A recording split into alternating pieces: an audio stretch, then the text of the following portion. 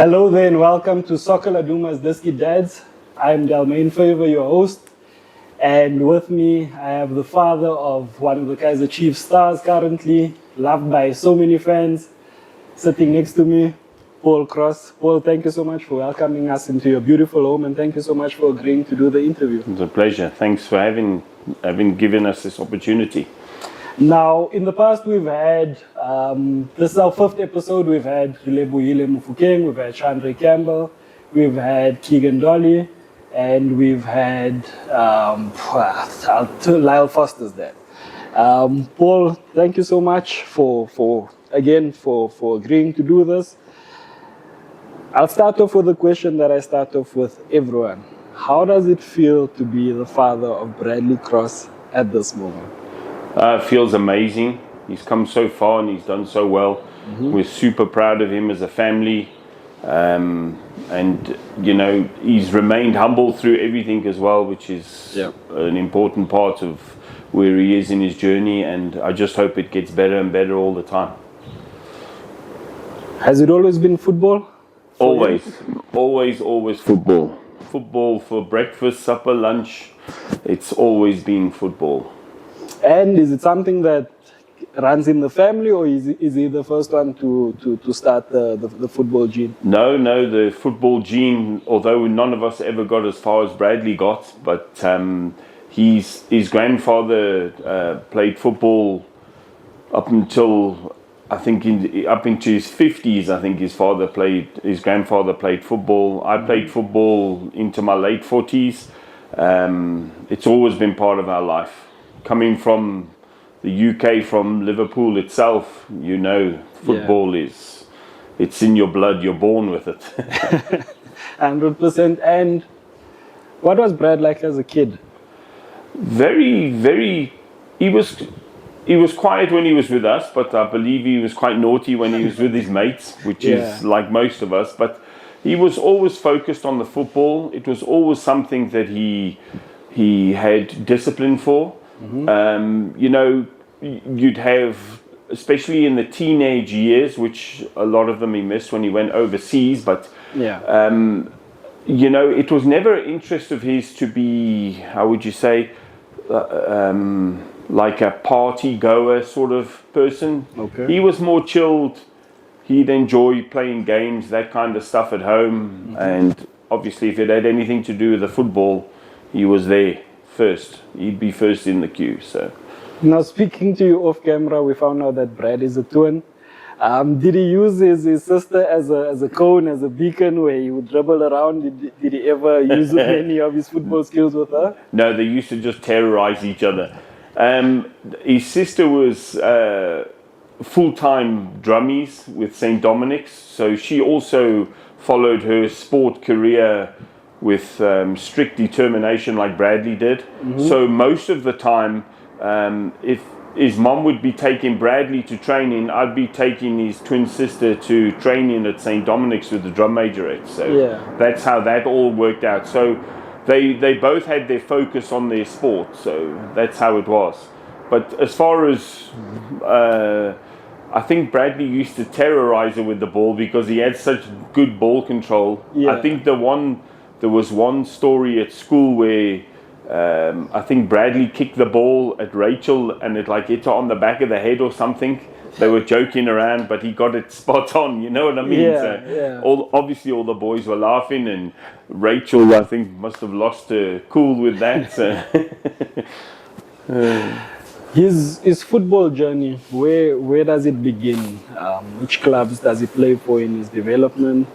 Okay, so first of all, I was playing senior football at Birch Acres Football Club here in Birch Acres in Kempton.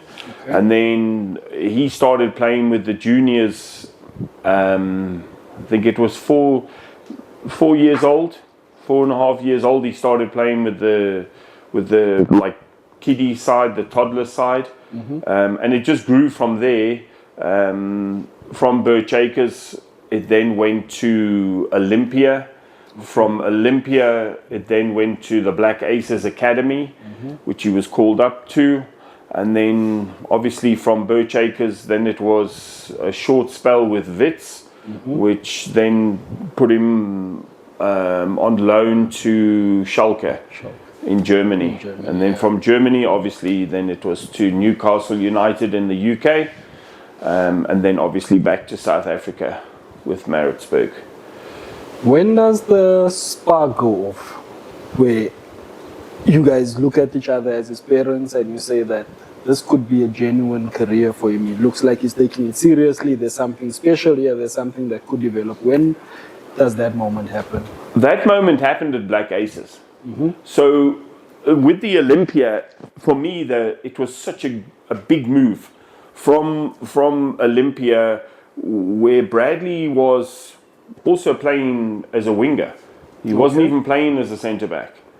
When he got to Black Aces, they examined him and thought to themselves, this kid needs to be at the back. So that's where it all changed. And then, you get coaches that will come up to you and say, wow, this kid's ability is unbelievable. And there's one episode or one moment that stays in my mind and his mom's mind, is they were playing a friendly the one day at Black Aces on the main field. And he was defending the team we were playing against. I can't remember who it was, but Clive Barker was there at the time. And he said, he was the one who said, he pointed Bradley out, he said, who are the parents of this kid?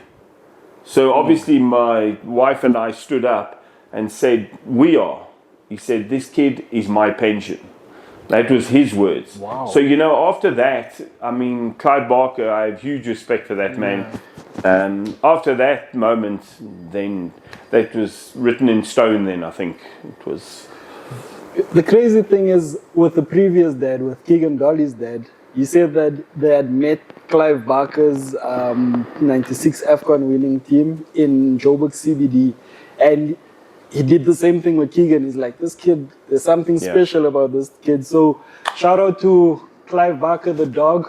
May his soul rest in peace. Thank you so much for giving us and for anointing Keegan Dolly and Bradley Cross, giving us two special left footers, funny enough. So thank you to Coach Clive for that. I want to ask you then, how does Brad navigate being a white boy in a South African society where soccer is played predominantly by blacks, coloreds, other races? Because now, even at Chiefs, is being referred to as Mlungu, meaning that he stands out, he's an anomaly of some sort. How does he navigate that from an early age? Because in teams like Aces, maybe in other teams where he's one of a few white kids, but then when he gets to an Aces, for example, where it's a multiracial team, then he's now amongst other kids. How does he navigate that? I think Bradley, staying focused on his football, Bradley's always been an African. He's always, how would you say, he's never been, I'll put it down to his music. If you listen to his music, I don't have a clue what his music's about. Okay, look, I'm much older than him, and I'm 57 years old. I don't know music that well. I like the 80s music, but his music, what he listens to, is purely African music. He doesn't listen to anything else. So I think Bradley he adapts to situations, which I think he mentally overcomes it. Like his move to Chiefs in the beginning was very tough, and he wasn't a favorite with the fans, but I think he has that African gene to fit in. And he did it. He done it. Especially with his fancy move with the game the other week, where he flicked the ball over his head and brought it back around again. That just proves what's running in Bradley's veins. That's how he is with his football. So, and it's, what I also like, all of my friends are also learning about football, which they never knew. That, especially South African football. They all watch it now. They all, who's this person? Who's that person? That guy's good. This guy's good. Yeah. So he's bringing communities together by playing football at the same time, especially for us older generation, well, not me, but for my friends. They're also watching it and realizing, wow, this is very good, you know, especially, and it's great to have Brad there because he embraces it, and so do we all embrace it. We all enjoy it. We love it. I mean, going to the games it's fantastic, and to have so many people admiring my son for what he does is also makes me very proud. I can imagine that it does. I'll come back to Chiefs because I do want to ask you about Chiefs. He was part of that special Budweiser Wits group where a lot of them were touted to make the step to the first team. A lot of his teammates did, the ones from his age group. Yeah. But then he ends up going to Germany. How does that happen? Because he doesn't go to the Wits first team. He then goes on loan to Schalke under 19 and he performs quite well there. Yeah, look, for us, I think keeping in mind that being with the Mpumalanga Black Aces as well, we played a lot of games against Wits. Okay. And Wits were our biggest rivals in those days. Yeah. With And Wits was Black Wits Aces. also at the time. It was when those two teams came together, you were guaranteed a great game of football to watch, and it always was the same. So I think for Bradley, when moving forward, when he got to Wits and he was playing there, and the opportunity for Germany came up, it was more really up to the agents to decide. We didn't really have a clue. We left the decision in the agent's hands of what would be best for Bradley. So we were informed that would be the best decision for him and the best. Yeah. And look, it was great. I mean, they took Bradley on, and Norbert Elgert was the coach, who's is a very famous player in Germany, or was. He took Bradley under his wing as well. So he nurtured Bradley into the player that he is today. I firmly believe, and no nonsense in Germany as well, which I'm old-fashioned. Yeah, so I prefer the discipline side of things. And Germany, boy, the discipline there. He got to training later one day, overslept. Bradley's going to be upset with me for mentioning it. But this is how they do it. He got to training later one day, and he said to Bradley, you can come to training, but you're not playing football on a Saturday in the games until I feel you've redeemed yourself. Wow. And he left him out of the team, just like that. So, those sort of things you learn from, and that disciplines you to become a better player. So all of those things in his life have made such a difference. And I think that's part of where he is today. Yeah. A lot of it's in himself, where he got himself to where he is today, but being humble, being disciplined, staying focused, and loving the game. I mean, I've always said to Brad, you know what, Brad, go out, play football, but have fun. Yeah. As soon as you stop having fun, it's not going to be something you're going to enjoy anymore. 100%. So that's the way. How would you sum up his stay in Germany? Because he played UEFA Youth Champions League. He performed quite well. There were articles being written about him being a wonder kid of some sort. When I went back and I did my research, I saw that there were quite a few articles where people were speaking about how special he is. I think also because he's left-footed, he's a centre-back, which is, we call it an exotic because there's so few. How would you guys, because I can imagine it's also a bit of a sacrifice letting your teenage kid go and live in a country so far away when you guys are here. Basically Bradley was taken out of school, put on a plane and sent to Germany. Okay, Schalke also took myself, my wife and his his twin sister with him to Germany to go and meet the club and everything. They were very nice. I just think that being part of that whole structure was just such it's just such a huge step. It's part of the ladder to success, and that was a huge part of it, definitely, as well as Newcastle. But the Germany, I think, if you want to if you want to learn about discipline and how to respect the game, then Germany's the place, definitely. Where does Newcastle come into the picture? So after Germany, obviously that was COVID that came along. So Schalke shut the whole academy down, sent everybody home. That was it. That was the end of the academy until further notice. Wow. So they only kept the under 13s or the under 14s, I think, in the academy. The rest was shut down.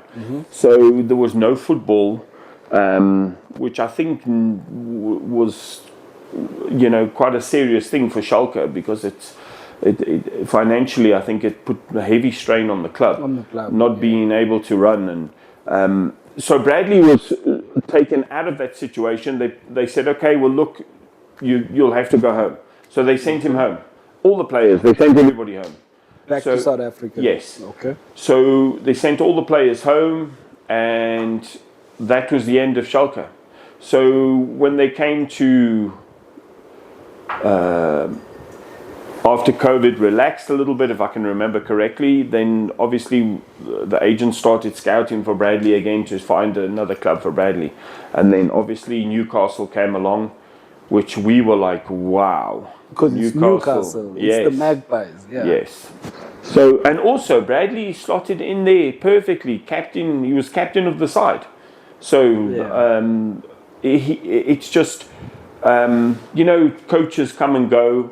The coach that he started with in the beginning loved Bradley, made him the captain. They got along well. And then things changed within the club. I think they had the buyout as well. Yeah. And a lot of things changed in the club. They were having a clean out, and so a lot of things changed there as well. But the Newcastle, also another great step. No, it's fine. Another great step for Newcastle to give him that opportunity to make him, also to round him off as a much better player as well. Yeah. The England football, also Germany's football. Wow, I watched some of the games that they played. I actually went over to go and watch him by myself for a week or two. And there was games on, I watched some of them, and I thought, wow, if you think South African football is physical, go to Germany. Yeah. And I think that Germany physical side helped him in playing football in England. So the Newcastle was also very, very physical games as well. Yeah. So it toughened him up. And it was a good experience for him, a great experience. And I had spoken to him. He said that he had a few training stints with the first team where he was playing against some of their star players. Yes. How much pride does that fill you with as a parent, knowing that your son is out there doing the things that he's doing, and again at Newcastle, which is Newcastle, we know them as that. Look, it's great. Being so far away from England was also not that easy as well, because there's a lot of football that you wanted to watch, and a lot of the football was not televised. So some of it you couldn't see, some of it you could see. Those training sessions that Bradley had and those friendlies that he played in the first team were obviously something that I would have loved to have watched. But I also think giving him that opportunity gave him a taste of what it's going to be like on like playing at the top. So for him it was also another learning experience all the time as he's moving along. So obviously when Bradley resurfaced in South Africa, there was a lot of headlines going around. He's back. He went for an assessment at Chiefs. Before we get to that, is there a part of you that wishes he had stayed in Europe a bit longer? Maybe try and slug it out that side, get into one of the top clubs? Because he was so close. He was literally knocking on the door, and then he comes back. Yeah, look, it's I wouldn't say disappointing. It was a bit of a, how would you say, it's like getting 90% for an exam instead of 100%. You still did well, which he did. Yeah. But it's all down to what I've realized through Bradley's course of his career.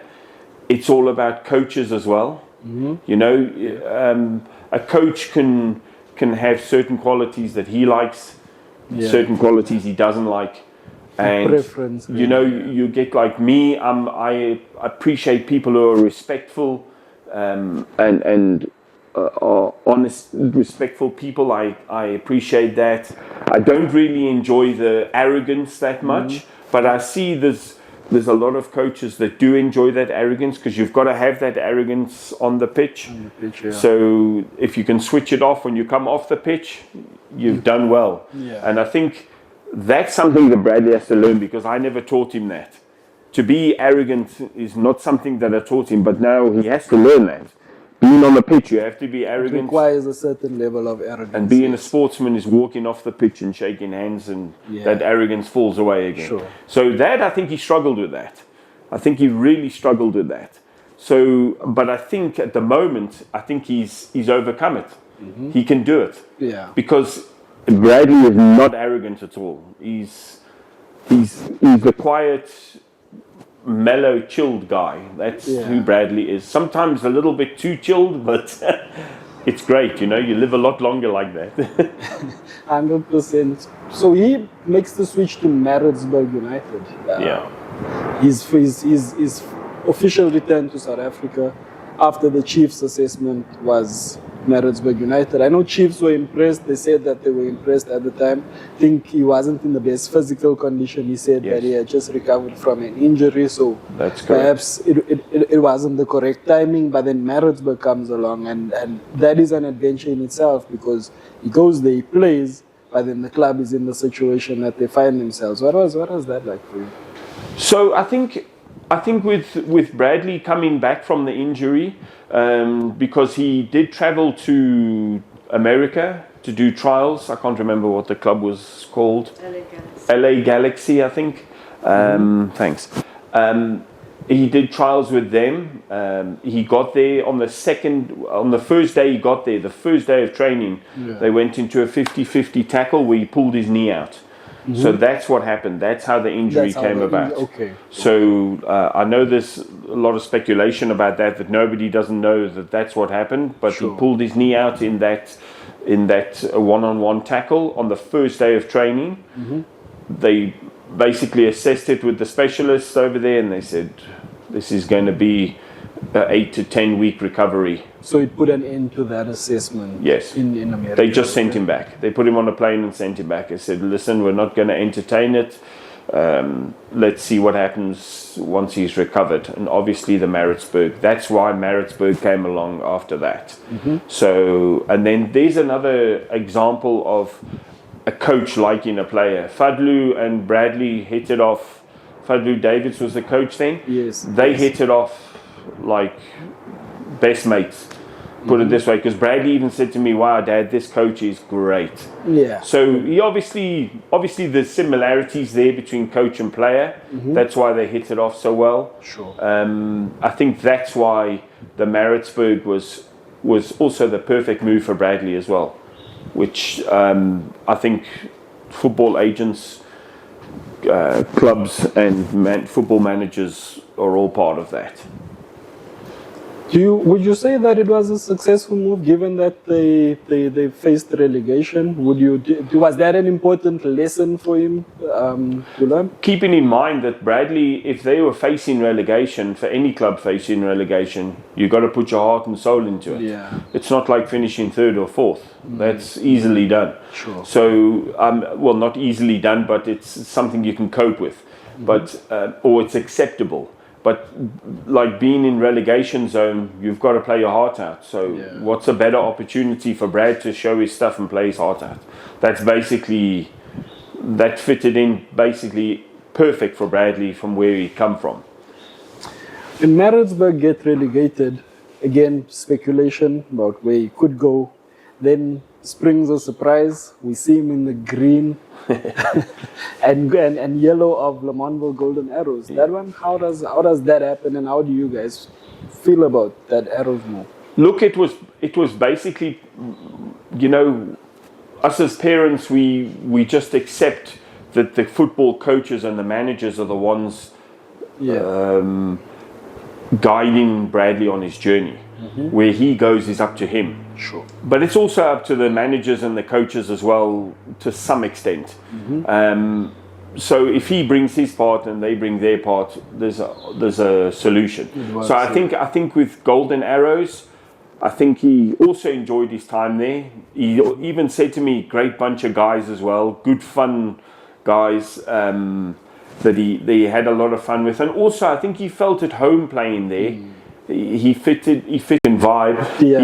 He fit in. Because that is Zulu. Yes, yeah. So he fitted in with that. But Bradley's also, he's happy-go-lucky. He's not fussy when it comes to things like that. If it's something fun, he'll do it.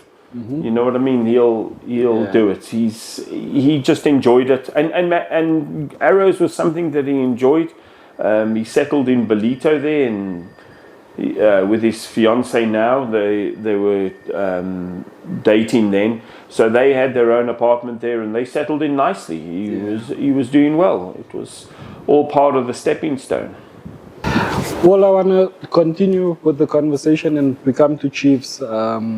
Big move, I think, for 90% of players in South Africa and even abroad. Coming to Chiefs is that move. It's a dream move. Every player when they go to Chiefs says that it's been my dream to come here. So it's a big move. We have to say it. You said you said in the beginning of the interview that it was difficult. It was a bit of a difficult start at Chiefs. Why do you say that?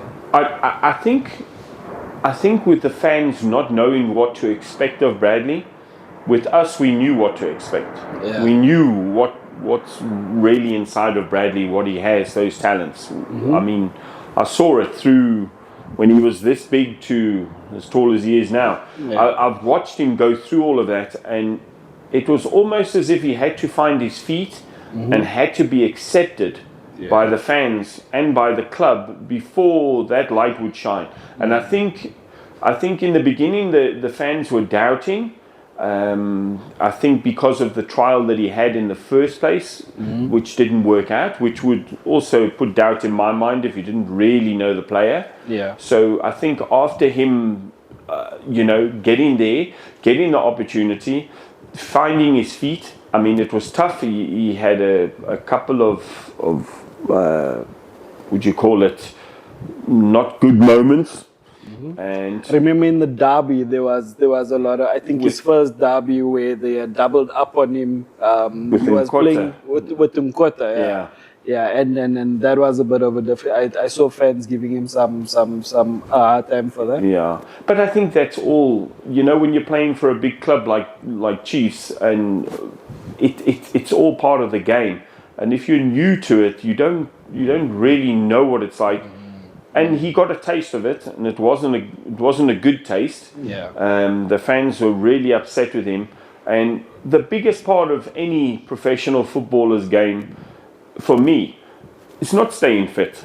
It really isn't. It's dealing with the mental aspect of it. I think that's I look at it that way, and I think, wow, I would never be able to deal with that. That would put me on such a downer after what happened in the beginning at Chiefs with Bradley. But he overcome that. He overcome it, which shows maturity and a huge love for the game. And I think Bradley as well, playing for a club like Chiefs, when we were welcomed there with Kaizer Jr. and the coaches, we were welcomed there, and it was like a homecoming. You feel like you're at home. Yeah. And that's how it felt for us, and like Kaizer was so down to earth. I'm like, wow, this great man, and it wasn't. It was down to earth. I think that's also good for players. Yeah. Because they can also relax and do what they need to do as well. With Bradley, it was tough in the beginning. It was very tough. I'll not deny that. He turned off all social media on his phone, everything, it's a bit disheartening. All players need to be given a chance, because if you're given the chance, who knows what the time period is? I don't know. But if that time period, if you can shine like Bradley has done, he's proved a point to everyone that he should be there. It's, in my opinion, he's proved, listen, I own this place. He's taken it and he's owned it. Yeah. So he is part of the team. And you know, Bradley, he's so humble. If somebody else is playing and he's on the bench on that day, he's not bothered. He just stays focused on what he needs to do, it's a great trait to have. I wouldn't be able to do it. So in other words, the mental part of it, I don't think, it takes a lot. The physical aspect, I think all the players are doing it. There's 30 of you doing it. Yeah. Everyone stays fit.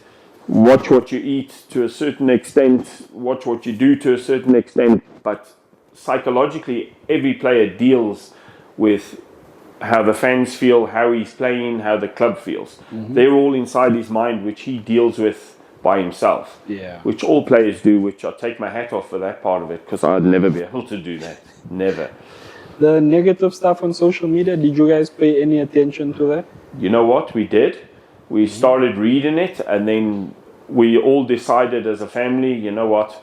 Don't read it. If it comes up and it's something bad, scroll past it.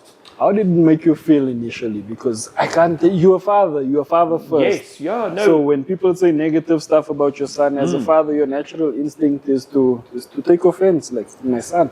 It makes you angry, but the one thing that the fans don't know is who Bradley is as a person. Yeah. We know how he is as a person. We know that he has to take it on the chin. He has to take the abuse. He has to take the nasty comments and try and make something good out of it.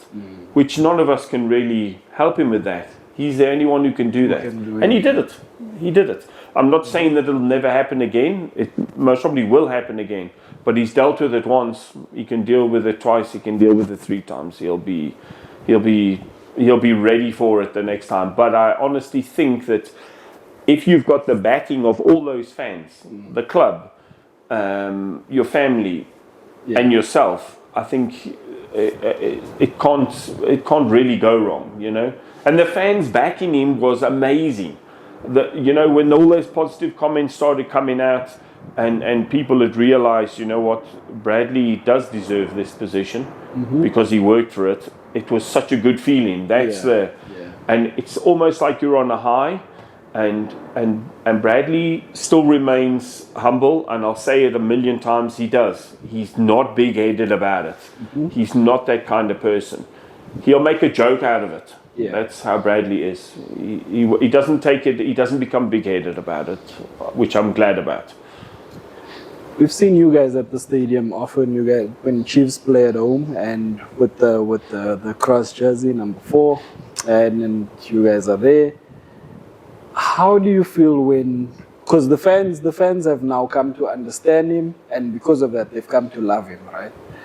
How do you guys feel when you hear Mlungu? Because initially people thought he was being booed. Yes. Right? when they didn't understand the context. But now every time he has the ball, they scream Mlungu. How do you feel about that? But I think look extremely proud. That's one word that comes to mind. Extremely proud. I mean, he's coming from Birch Acres Football Club to where he is now, it's a huge journey. He left home when he was like 16, nearly 17. He left home. Goodbye, into Germany, a completely different country, different set of rules as far as football goes, and he conquered it and he overcome it. Yeah. So you know what? He's been on a huge journey, and I'm super proud of him.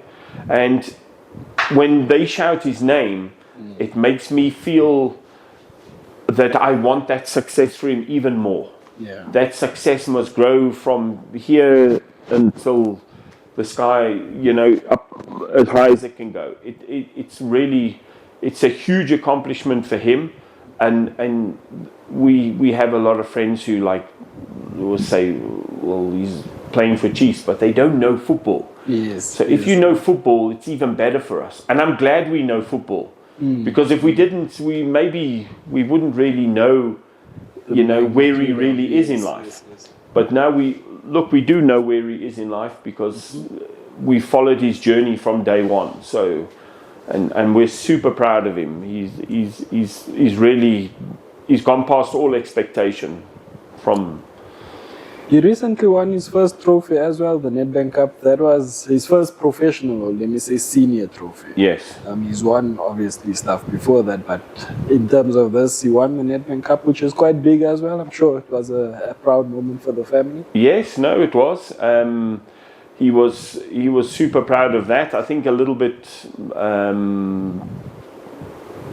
How would you say? Because he didn't play that game. Yeah. So he sort of wanted to. I'm sure he would have loved to have played that, but didn't. But still, winning the trophy, he got them where they are. He got them there. Yeah. There's no doubt about it. The game before, he played like a superstar in the game before. So again, we're so proud of him. He's just he's overcome a lot, and he's come a long way. Now, by the time this comes out, the AFCON would have been in full swing. He was in the preliminary team. A lot of people still argue to this day that perhaps he could have cracked the nod. Before I go to Bafana, I want to ask you, as his father, what do you think is his best position? Is he a better left centre back or a better left back? I have a criticism of him where I feel like for someone whose surname is Cross, he doesn't do much of that when he plays as a left back, and I absolutely shout him for it, and I tell him, because he can cross. He's got this perfect technique. You said that he kicked his sister at the back of her head as a kid, and he was perfect with that. So my thing is cross the ball. So he because he can play, he often it's a nice pass inside. It's a cut inside. What would you say is his best position? Look, I think his best position and his favourite position is left centre back. Okay. If you ask him, like I did actually ask him that question the other day, and he said no, left centre back is where he would choose to be. But at the same time, fitting into a squad, if you fit in and you play that position and you hold it, I don't think. I think he's happy within himself with what he's doing so far. I think the crossing of the ball and the attacking on the goal, I think that'll come. Yeah. I think that needs positive encouragement. Bradley thrives a lot on positive encouragement as well. Sure. If the coach is behind him, I think the coach that's with him now, Ben Khalil, and Cedric Kaze, two of them. More on Ben's side, him and Bradley hit it off. Yeah. They get along well, like him and Fadlu did. Okay. So I think you'll get a lot more out of him being having that not a coach player friendship or relationship, but a coach as a friend. Yeah. To sort of guide you and show you the way. Bradley appreciates that a lot. I know he does. He might not say it out loud, but if you can guide him and you can show him and he can learn something from it, he'll be grateful for it. I know he will. He also, if you remember the night tournament when he played for Wits, I remember, when he ran down the left there, and Coach Gavin Hunt also applauded him with that manoeuvre that he did down the left as well. That just proves that the playing left back it's there. It's there. I think with Bradley, he's too scared of making a mistake. Okay, he's still feeling the ground still now, but I think that'll come. I think the more time goes on, the more games he's playing. I think if you stretch him out, I think that left back position, he owns it as a defensive left back now, very much so. And I think that experimenting and just building confidence within yourself, I think that comes as the game goes on, as the time moves forward. He'll learn how to do that. Were you disappointed by the fact that he didn't make the final 25-man squad? Like I'm saying, there was a big shout. A lot of people said that he deserved a nod. He was in the preliminary squad, which again is a testament to how well he's done at Chiefs. Yeah, I think with Bradley, I think a little bit of bad luck there. I think with his knee injury against that Zamalek, where he pulled his knee out now. Yes. So I think after that, that was obviously coach is not going to call him if he has a knee injury because he's no good to him. He can't use him. Yeah. I think that played a part in this call up. I'm not sure, but it's a little bit of bad luck. But I think it's where Bradley wants to be. I think it's where every South African player wants to be. So, but I think Bradley will get there. I really do. I think he'll get there. Coach Makalele, Hellman, the assistant coach. He's coached Bradley before when Bradley played with the under 20s, I think it was. Yes. So I think he knows Brad's qualities, and I think he knows Brad as a person, which I think a lot of coaches, once they get to know what kind of a person he is, they appreciate him a lot more. Because he doesn't. He's not a big all in your face kind of guy. That arrogance is not there. Sure. But on the field, he takes up the role and he executes it well, in my opinion. What has been your favorite game Brad has played for Chiefs thus far? Wow, they're all my favorite, really. Yeah. I can't really point one out. You know, when he's doing his job and he does it well, it's that sense of pride again. You just feel so proud that he's done his job. Yeah. You know, maybe I'm the same as well. I also you don't have to overdo it. Just do your job. Yeah. Just do what you are asked to do, and that's fine. You know, like strikers always get all the glory for scoring goals. Defenders, it's not that much. You know what I mean? Goalkeeper's got to keep the balls out of the goal. You know, if he gets it right, well done. But the guy who scored the goals is going to be the one who's going to wear the crown. When he plays derbies, do you get the same butterflies in the stomach? Because that's the biggest game in the South African calendar. Yeah, it is. What is derby day like for you? Because a lot of players, they go through the emotions, they try and stay level. For you guys as a family, because I know you go and watch the games. Yeah. Derby day? I think, look, we're most probably more nervous than what he is. Yeah. So, obviously, because you don't want bad luck to happen. You know what I mean? Like the Nkota challenge where he missed and he brought him down. You know what? That's football. That's part of the game. It happens. Tactically, if Nkota did well doing that, then, you know, that's football. He did what he was supposed to do. So if Bradley gets it right every game, and when I say gets it right, I mean doing his job, and he does it to the best of his ability, then we're happy with that. You know, it's great if he can stay out of those you know, attacking those attacking areas where problems arise. Yes. Where because I see when he first started playing for Chiefs, the tactic was push down their right to punish Bradley. Pull, like you were saying, with two players. 2v1, Yes. So it's almost like to try and tear him apart in the game. But I think if you look at the latest games that he's played, it stopped. Yeah. Yes. He stopped. Because I remember that Pirates game, they went Saleng and Nkota.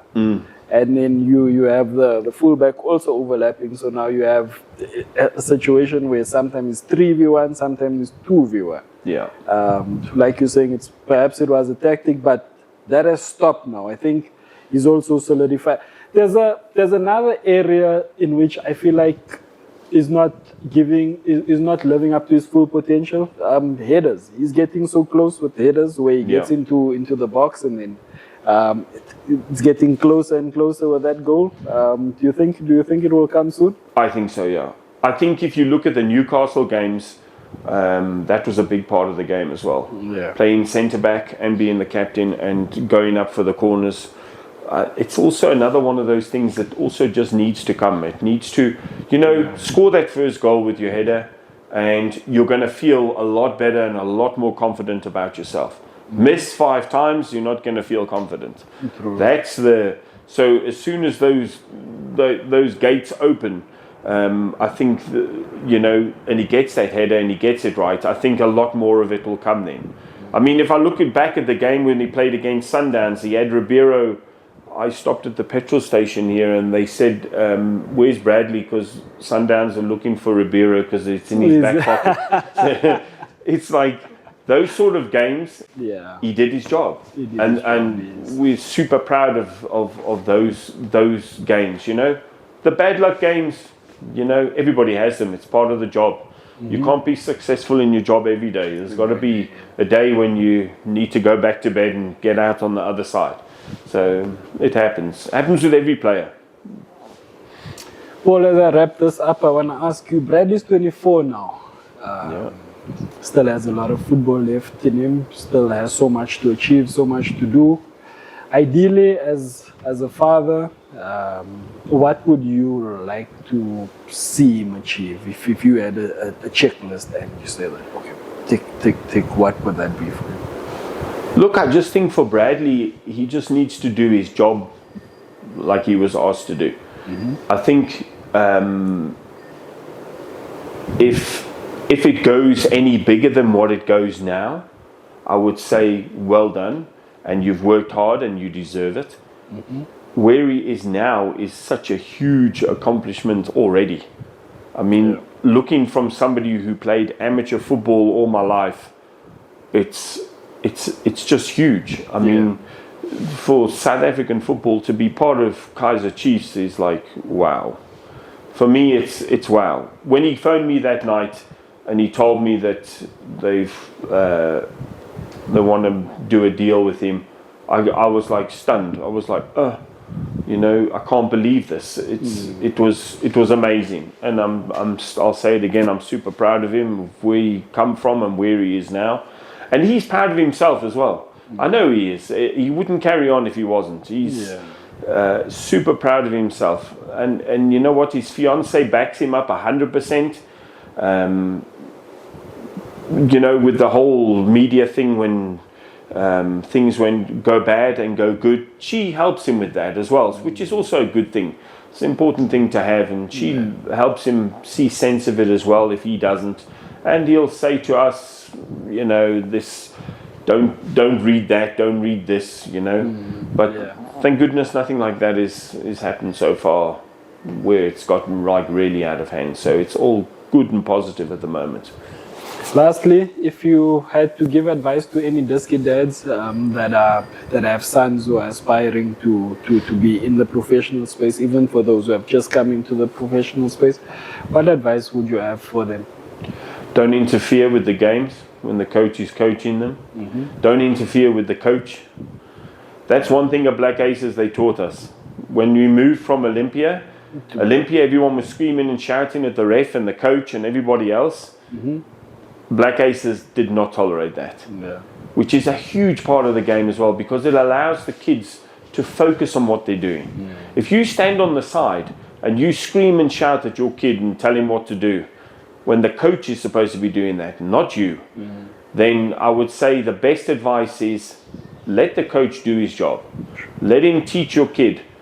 If you think the coach is not good enough, that's your own opinion. But for me, if you've got the wrong coach and you move to the right coach, you'll see the difference.